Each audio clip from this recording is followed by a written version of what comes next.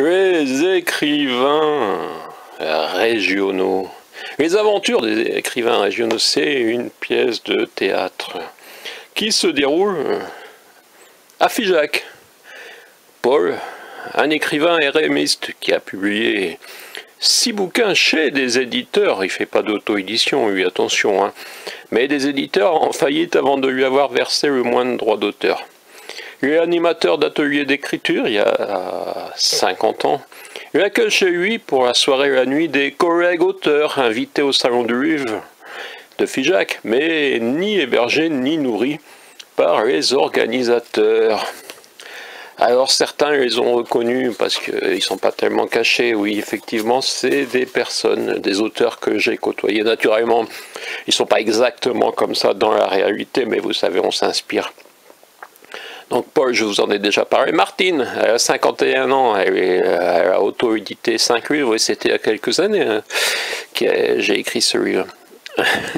Elle est professeure de français. Christophe, lui, a 57 ans. Il publie des livres jeunesse, lui, chez divers éditeurs, qui lui versent des droits d'auteur dérisoires, mais son épouse ayant un bon salaire, il ne peut pas prétendre au RMI. Quant à Stéphane Cernoise, il a 35 ans. Et oui, vous voyez, ça fait un moment. Et il a auto-édité 7 livres, il est créateur de sites internet, mi-RMI, mi-travailleur indépendant. Vous voyez, je me suis inspiré de la réalité. Et puis, il y a un repas, donc il y aura Nestor, 75 ans, écrivain, un roman du terroir en auto-édition, c'est un notable régional. Lui est hébergé par la municipalité, c'est pour ça qu'il passe simplement.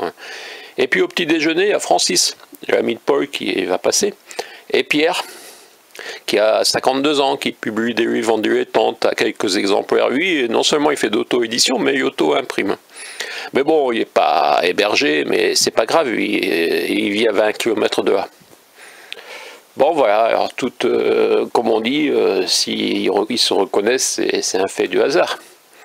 Mais vous inquiétez pas, ils se sont pas reconnus parce qu'entre collègues on lit pas les bouquins, à part si on se les échange, mais au bout d'un moment on se les échange plus.